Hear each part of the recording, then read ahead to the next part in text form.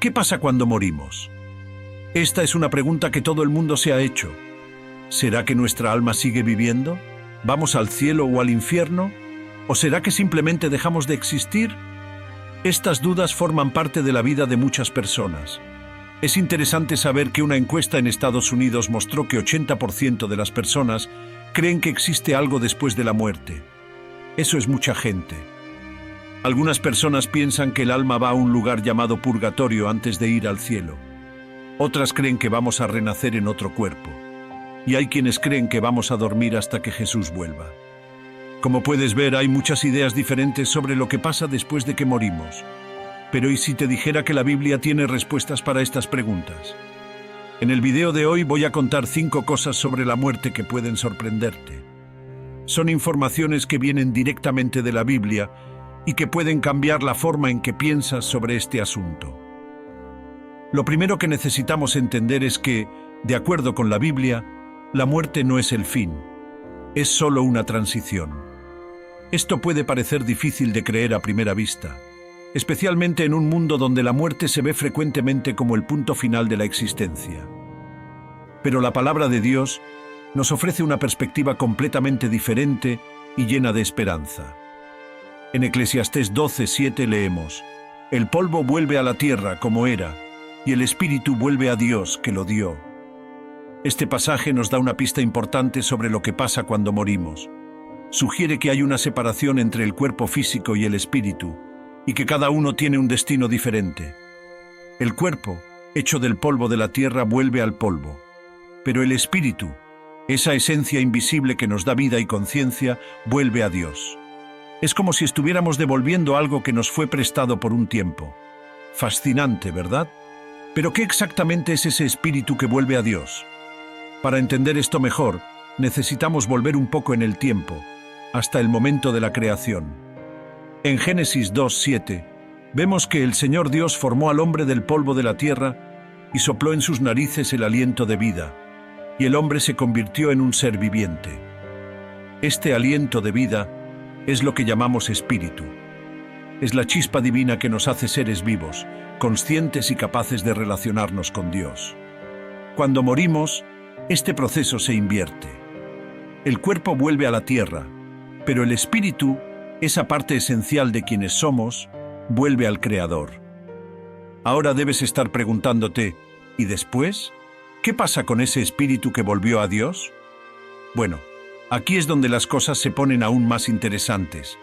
La Biblia nos da algunas pistas sobre esto, y son simplemente increíbles. En 2 Corintios 5:8, el apóstol Pablo nos dice algo sorprendente. Él afirma que prefiere estar ausente del cuerpo y presente con el Señor. Esta declaración es profunda y llena de significado. Sugiere que, para los que creen en Jesús, hay una continuidad inmediata de la conciencia después de la muerte. ¿No es increíble? La idea de que podemos estar en la presencia de Dios inmediatamente después de dejar esta vida es algo que trae mucha esperanza y consuelo. Esto significa que la muerte para el cristiano no es un salto en la oscuridad o un buceo en lo desconocido.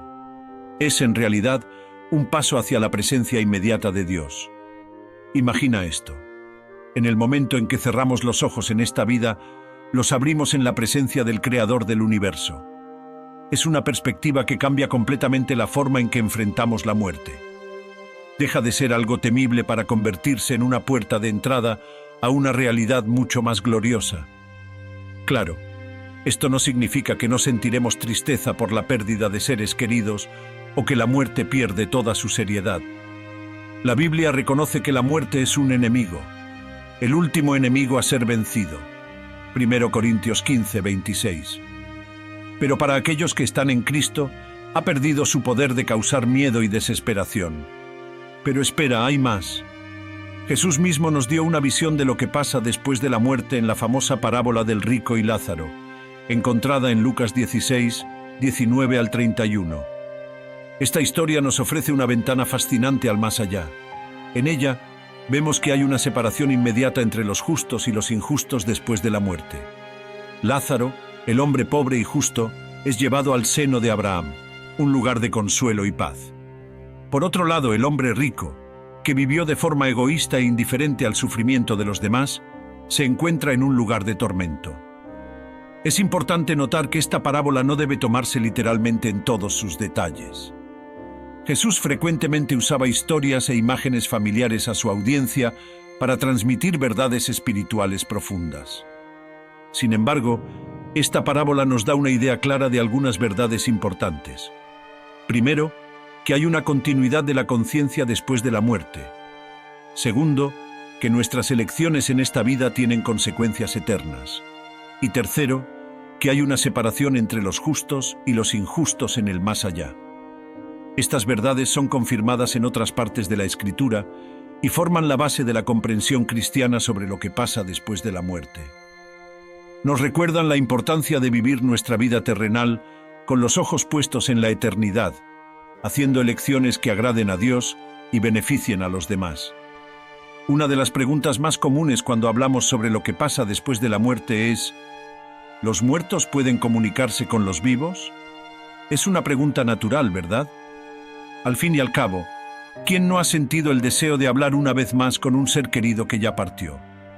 Bueno, la respuesta bíblica para esta pregunta es un claro no. En Eclesiastés 9, 5 al 6, leemos: los vivos saben que morirán, pero los muertos no saben nada. Para ellos no habrá más recompensa, y ya no se tiene recuerdo de ellos. Para ellos el amor, el odio y la envidia ya perecieron. Nunca más tendrán parte en nada de lo que sucede bajo el sol. Este pasaje es bastante claro al afirmar que los muertos ya no tienen participación en los asuntos de este mundo. No pueden comunicarse con nosotros, influenciar nuestras vidas o intervenir en nuestros asuntos. Esto puede parecer desalentador a primera vista, especialmente para aquellos que anhelan un contacto con seres queridos fallecidos. Sin embargo, cuando examinamos más profundamente, vemos que esta verdad es en realidad una protección. Imaginen si fuéramos constantemente acosados por los muertos.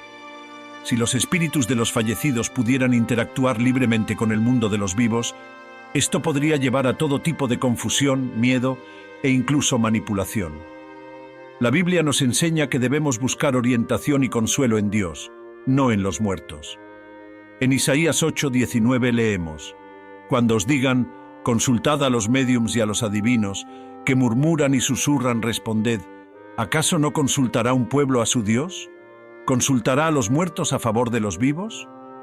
Este pasaje deja claro que buscar comunicación con los muertos no es el camino que Dios desea para nosotros. En lugar de eso, somos llamados a confiar en Él y buscar su orientación para nuestras vidas. Pero no se desanimen. Aunque no podamos comunicarnos con los muertos, tenemos algo mucho mejor: la promesa de la resurrección. Esta es una de las verdades más gloriosas y reconfortantes de toda la Biblia. En 1 Tesalonicenses 4, 13 al 18, el apóstol Pablo nos da una visión increíble de lo que sucederá cuando Jesús vuelva. Él dice: hermanos, no queremos que estéis ignorantes respecto a los que duermen, para que no os entristezcáis como los otros que no tienen esperanza. Si creemos que Jesús murió y resucitó, también creemos que Dios traerá mediante Jesús y junto con Él a los que durmieron en Él. Os decimos esto según la palabra del Señor. Nosotros, los que estemos vivos y hayamos quedado hasta la venida del Señor, ciertamente no precederemos a los que durmieron. Pues el Señor mismo, con voz de mando, con voz de arcángel y con trompeta de Dios, descenderá del cielo, y los muertos en Cristo resucitarán primero. Después nosotros, los que estemos vivos, seremos arrebatados junto con ellos en las nubes, para el encuentro con el Señor en el aire. Y así estaremos con el Señor para siempre. ¡Qué promesa maravillosa! Pablo nos está diciendo que un día, cuando Jesús vuelva, todos los que murieron en la fe en Cristo resucitarán. Y no solo eso, sino que aquellos que estén vivos en ese momento también serán transformados y se unirán a ellos para encontrarse con el Señor. Imaginen qué momento glorioso será ese. Todos los que murieron en la fe en Cristo a lo largo de toda la historia, resucitando y reuniéndose con los que aún estén vivos. Familias separadas por la muerte reencontrándose, amigos perdidos hace mucho tiempo abrazándose nuevamente. Es una escena que supera nuestra imaginación. Y lo más increíble es que no seremos solo espíritus flotando por ahí, La Biblia enseña que tendremos cuerpos resucitados, glorificados, semejantes al cuerpo resucitado de Jesús. En 1 Corintios 15, 42 al 44, Pablo describe: así también es la resurrección de los muertos. Se siembra el cuerpo en corrupción, resucita en incorrupción. Se siembra en deshonra, resucita en gloria. Se siembra en debilidad, resucita en poder. Se siembra cuerpo natural, resucita cuerpo espiritual. Si hay cuerpo natural, hay también cuerpo espiritual. Este pasaje es fascinante porque nos da una idea de cómo serán nuestros cuerpos resucitados. Pablo usa la analogía de una semilla que se planta. La semilla en sí no se parece en nada a la planta que eventualmente crecerá de ella. De la misma manera, nuestros cuerpos resucitados serán drásticamente diferentes de nuestros cuerpos actuales. Serán incorruptibles, lo que significa que no envejecerán, no enfermarán y no morirán. Serán gloriosos, reflejando la gloria de Dios de una manera que nuestros cuerpos actuales no pueden. Serán poderosos, libres de las limitaciones y debilidades que experimentamos ahora, y serán espirituales, perfectamente adaptados para la vida eterna en la presencia de Dios. Esto no significa que seremos espíritus sin cuerpo, sino que tendremos cuerpos perfectamente adecuados para la vida espiritual eterna. Piensa en cómo Jesús apareció a los discípulos después de su resurrección. Podía comer, beber y ser tocado, pero también podía aparecer y desaparecer a voluntad y pasar a través de puertas cerradas. Ese es el tipo de cuerpo que tendremos en la resurrección. Antes de continuar, quiero pedirte un favor especial. Por favor, haz clic en el botón de me gusta de este video. Y una cosa más. Deja un comentario abajo contando una experiencia tuya sobre este tema. Ahora hablemos un poco sobre el concepto de sueño de la muerte, que aparece en varias partes de la Biblia. Es un tema que a menudo causa confusión, pero que es importante entender. En Juan 11, 11 al 14, vemos un ejemplo claro de este concepto. Jesús se refiere a la muerte de Lázaro como un sueño. Nuestro amigo Lázaro duerme, pero voy a despertarlo. Los discípulos no entendieron inicialmente, pensando que Jesús hablaba de un sueño literal. Entonces Jesús explicó claramente: Lázaro ha muerto. Esta metáfora del sueño para la muerte se usa varias veces en el Nuevo Testamento. Por ejemplo, en 1 Tesalonicenses 4:13, Pablo se refiere a los muertos como los que duermen. En Hechos 7:60 leemos que Esteban, el primer mártir cristiano, durmió al ser apedreado hasta la muerte. ¿Por qué será que la Biblia usa este lenguaje? Bueno, así como el sueño es un estado temporal del que esperamos despertar, la muerte para el cristiano se ve como un estado temporal del que seremos despertados en la resurrección. Es una hermosa metáfora que enfatiza la naturaleza temporal de la muerte para aquellos que están en Cristo. Así como no tememos irnos a dormir por la noche porque sabemos que despertaremos por la mañana, los cristianos no necesitan temer a la muerte porque saben que un día despertarán en la resurrección.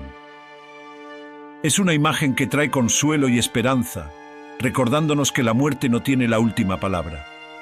Sin embargo, es importante entender que esta metáfora del sueño no significa que el alma queda inconsciente o dormida después de la muerte. Como vimos antes, la Biblia sugiere una continuidad de la conciencia después de la muerte, con el espíritu de los creyentes estando en la presencia de Dios. El sueño se refiere al cuerpo, que espera la resurrección, mientras que el espíritu está consciente y activo en la presencia del Señor. Esta comprensión nos ayuda a equilibrar los diferentes pasajes bíblicos sobre el estado de los muertos, mostrando que no hay contradicción entre la idea del sueño de la muerte y la conciencia inmediata en la presencia de Dios después de la muerte. Hablando de estar en la presencia de Dios, ¿alguna vez han pensado cómo será eso? La Biblia nos da algunas pistas increíbles sobre lo que nos espera en la eternidad, y son simplemente maravillosas. En Apocalipsis 21 y 22 tenemos una descripción fascinante de la Nueva Jerusalén, la ciudad celestial donde Dios habitará con su pueblo. Se describe como un lugar de belleza incomparable, con calles de oro puro, transparente como el vidrio, y un río de agua de vida, claro como el cristal. Las puertas de la ciudad están hechas de perlas enormes, y sus fundamentos están adornados con todo tipo de piedras preciosas. La ciudad no necesita sol ni luna, porque la gloria de Dios la ilumina. Imaginen qué lugar increíble debe ser. Pero lo más extraordinario no son las características físicas de ese lugar, por más deslumbrantes que sean. Lo que realmente hace especial ese lugar es lo que pasa allí. Apocalipsis 21, 3-4 nos dice: He aquí el tabernáculo de Dios está con los hombres, pues con ellos habitará, y ellos serán su pueblo, y Dios mismo estará con ellos. Enjugará toda lágrima de sus ojos. No habrá más muerte, ni tristeza, ni llanto, ni dolor, porque la antigua orden ya pasó. ¿Pueden imaginar un lugar así? Un lugar donde todo sufrimiento, todo dolor, toda tristeza simplemente dejan de existir. Donde no hay más despedidas dolorosas, ni corazones rotos, ni lágrimas de angustia.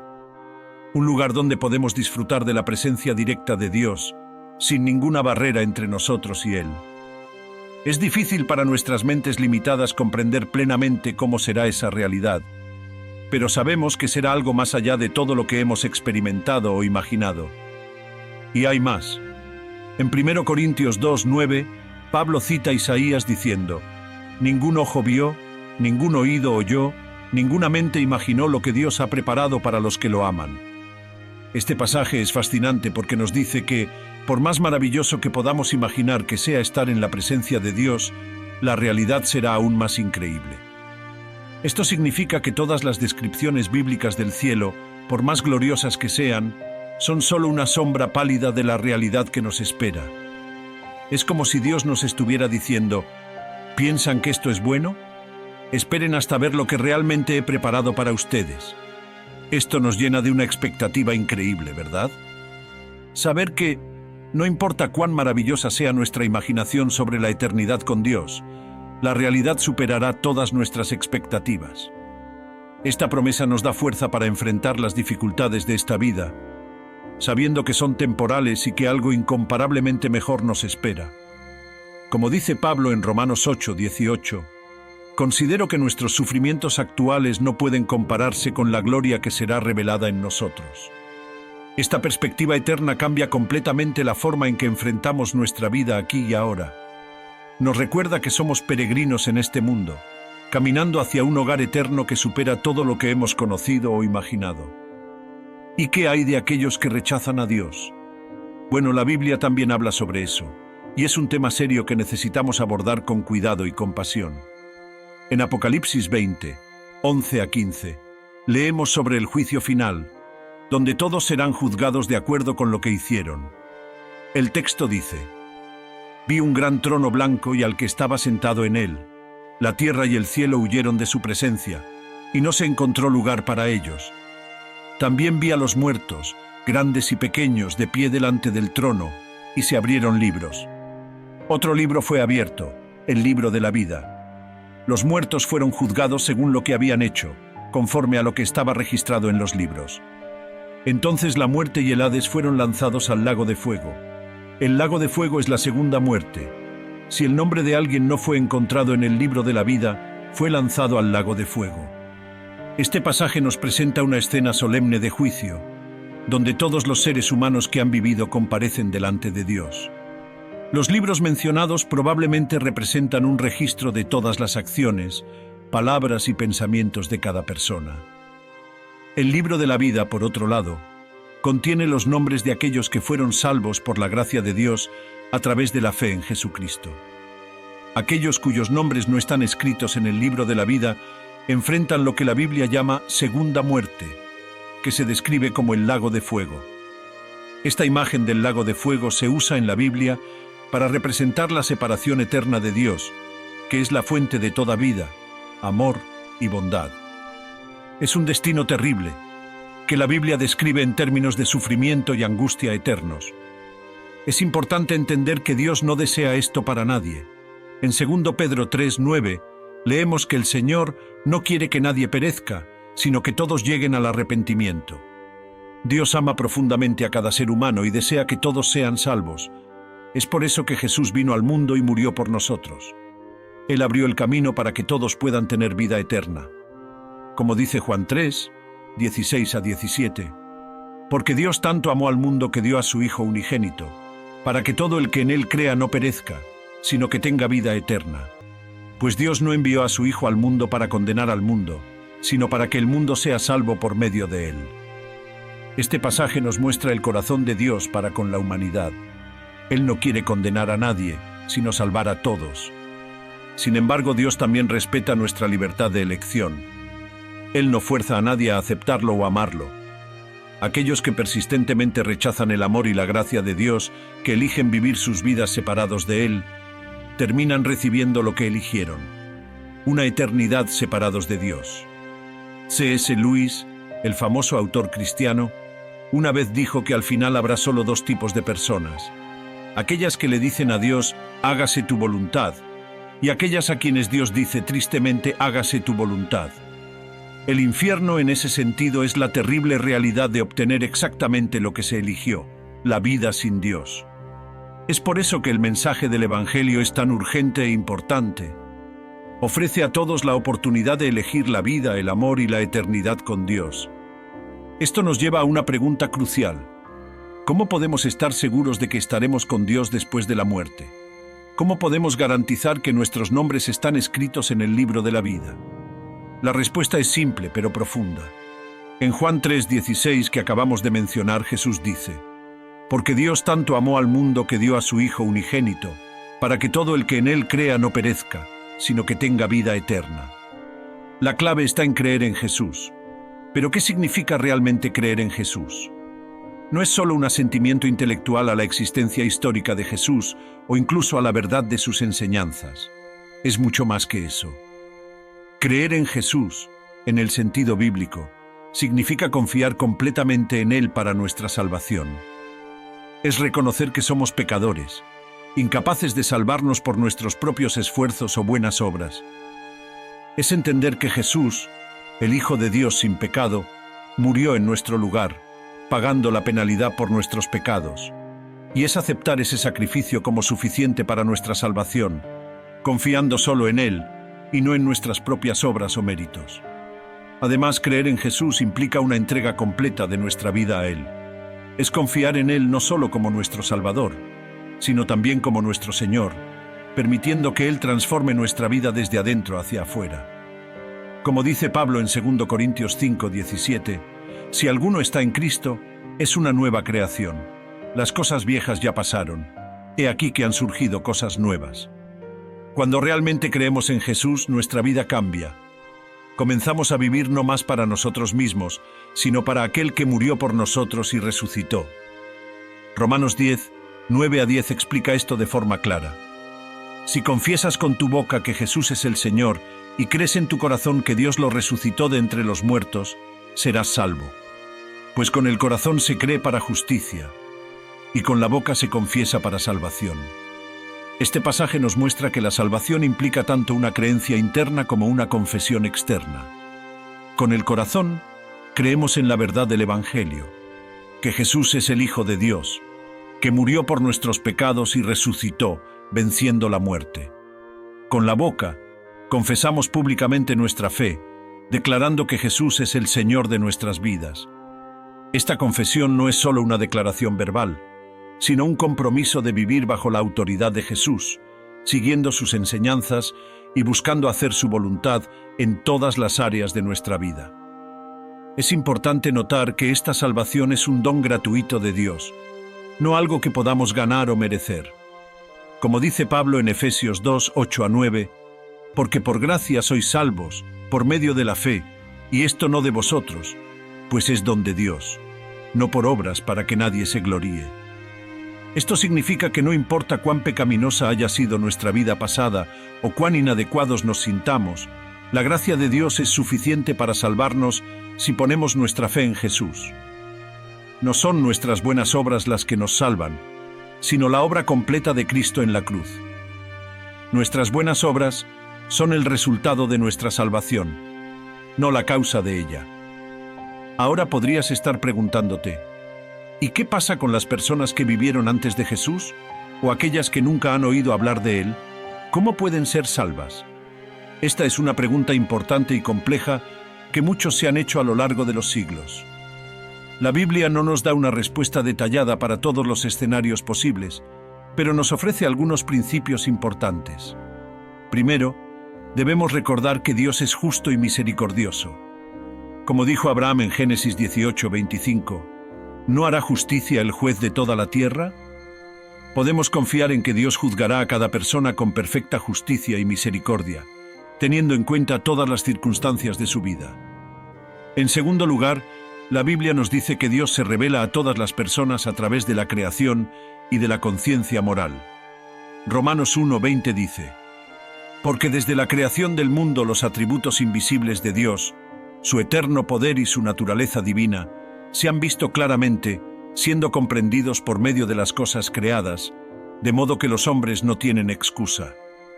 Y Romanos 2:14-15 habla de los gentiles que, incluso sin la ley de Moisés, muestran que las exigencias de la ley están escritas en su corazón. Esto sugiere que todas las personas tienen algún conocimiento de Dios y de su ley moral, incluso si no han oído el Evangelio explícitamente. En tercer lugar, vemos en la Biblia ejemplos de personas que fueron consideradas justas por Dios antes de la venida de Jesús, como Abraham, que creyó en el Señor, y esto le fue contado por justicia. Génesis 15:6. Esto sugiere que la fe siempre ha sido el medio de salvación, incluso antes de la revelación completa en Jesucristo. Las personas en el Antiguo Testamento eran salvas mirando hacia adelante, al Mesías que vendría, así como nosotros somos salvos mirando hacia atrás, al Cristo que vino. Sin embargo, es importante notar que, ahora que Jesús ha venido y el Evangelio ha sido revelado, somos llamados a compartir esta buena noticia con todo el mundo. Jesús dio la gran comisión a sus discípulos en Mateo 28:19-20. Por tanto, id y haced discípulos a todas las naciones, bautizándolos en el nombre del Padre y del Hijo y del Espíritu Santo, enseñándoles a obedecer todo lo que os he mandado. Y he aquí, yo estoy con vosotros todos los días, hasta el fin del mundo. Esta comisión sigue siendo válida para nosotros hoy. Tenemos la responsabilidad de compartir el Evangelio con aquellos que aún no lo han oído, para que todos tengan la oportunidad de conocer a Jesús y poner su fe en Él. Esto no significa que debamos juzgar o condenar a aquellos que no han tenido la oportunidad de escuchar el Evangelio. Por el contrario, debemos ser motivados por el amor y la compasión para llevar el mensaje de salvación a todos los rincones del mundo. Como dice Pablo en Romanos 10:14-15, ¿cómo pues invocarán a aquel en quien no han creído? ¿Y cómo creerán en aquel de quien no han oído? ¿Y cómo oirán si no hay quien les predique? ¿Y cómo predicarán si no son enviados? Como está escrito, cuán hermosos son los pies de los que anuncian buenas nuevas.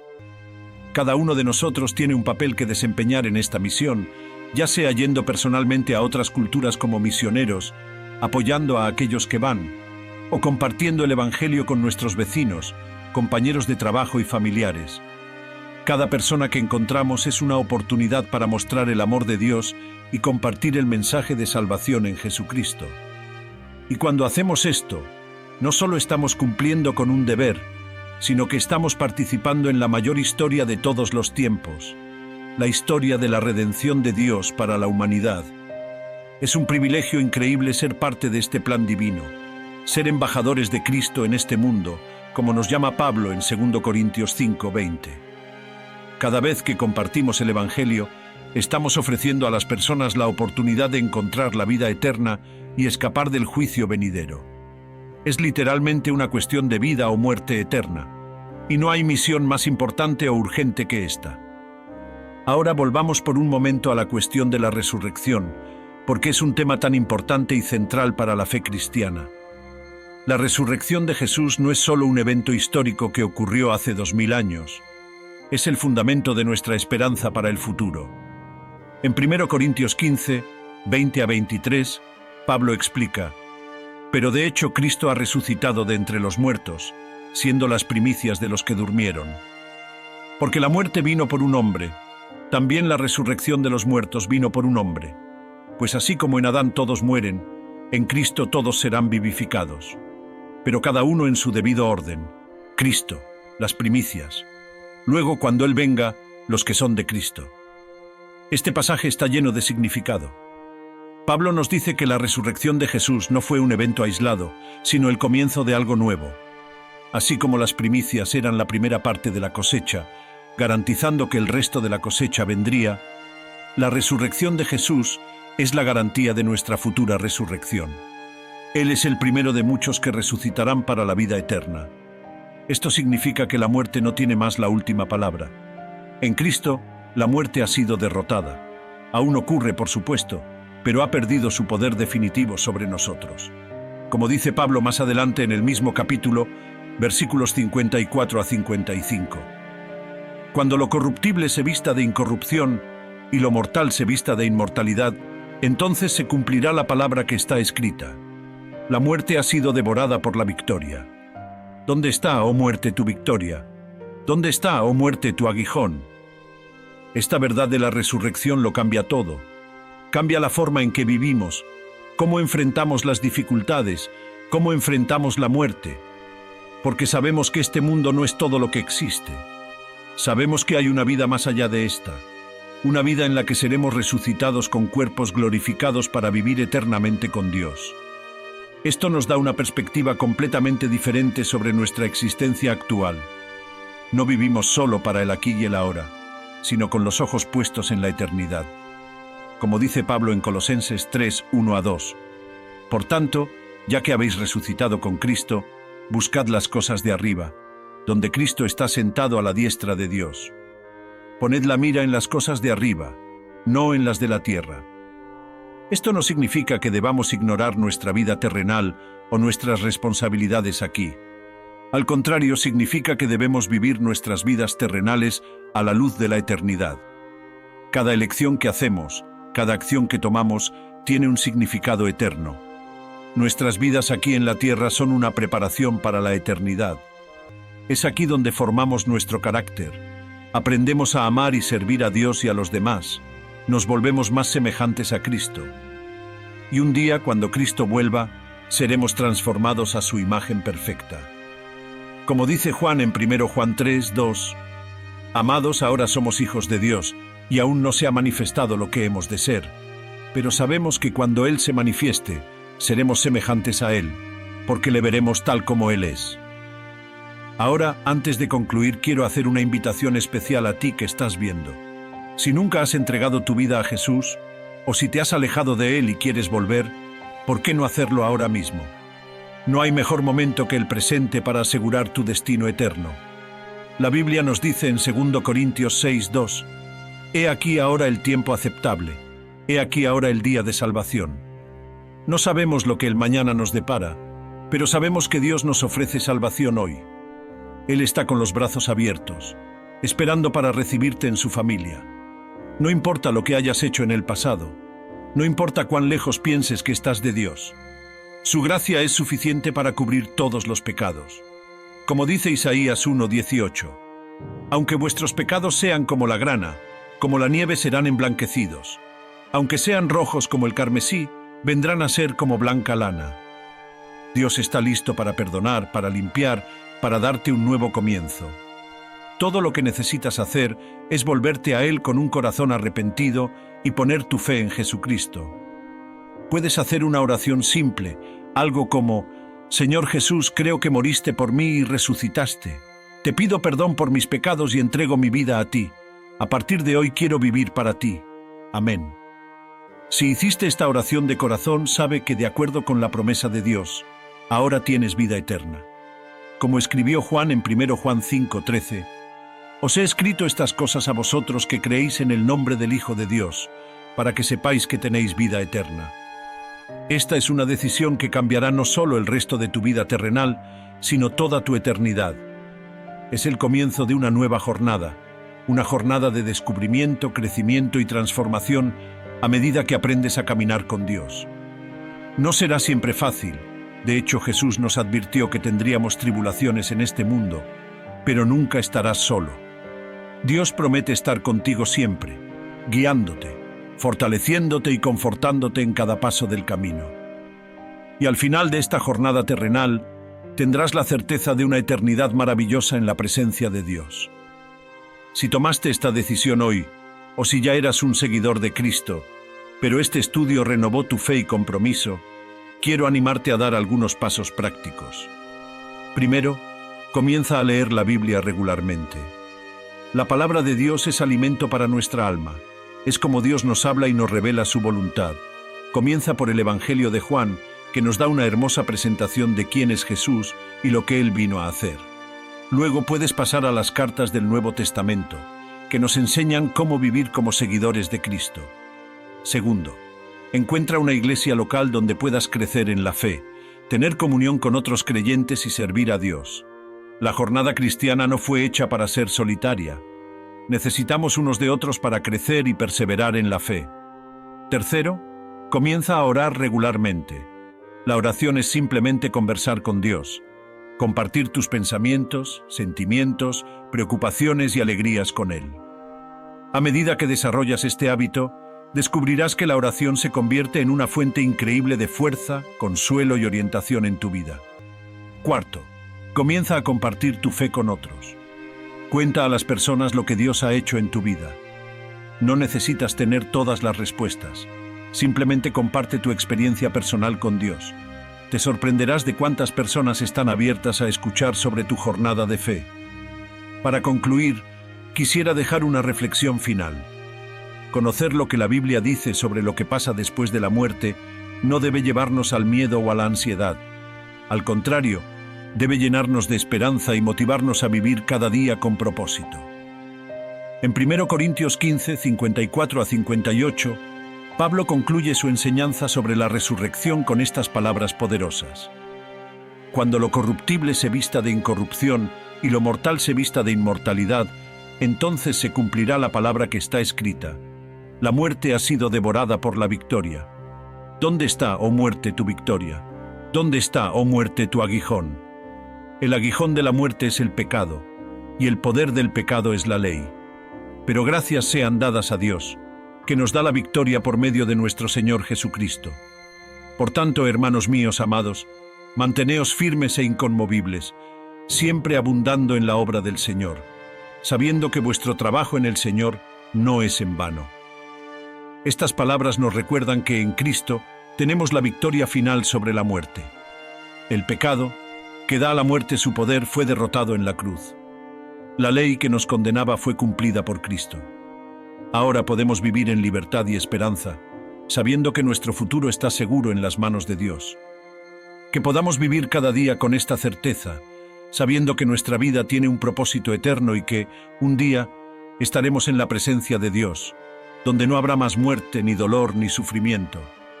Hasta entonces, vivamos de una manera que honre a Dios e impacte positivamente la vida de las personas a nuestro alrededor. Seamos luz en este mundo, mostrando a las personas el amor de Dios a través de nuestras palabras y acciones. Vivamos cada día como si fuera el último, aprovechando cada oportunidad para amar, servir y glorificar a Dios. Y hagámoslo con alegría y expectativa, sabiendo que lo mejor está por venir. Como dice Pablo en Filipenses 1:21, porque para mí el vivir es Cristo y el morir es ganancia. Que esta sea nuestra actitud ante la vida y la muerte. Que podamos vivir plenamente para Cristo ahora, sabiendo que cuando llegue el momento de partir de este mundo, estaremos yendo a algo incomparablemente mejor, la presencia eterna de nuestro Señor y Salvador. Espero que este estudio haya sido una bendición para ti, que haya fortalecido tu fe y renovado tu esperanza. Si fue así, no olvides compartirlo con tus amigos y familiares.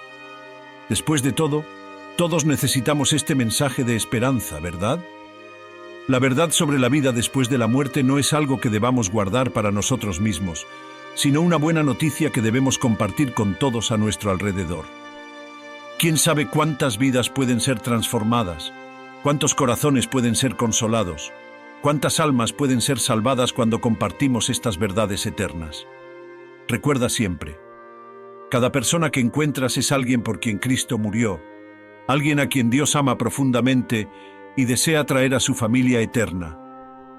Que podamos ser instrumentos en las manos de Dios para llevar su luz y su amor a un mundo que tanto necesita esperanza.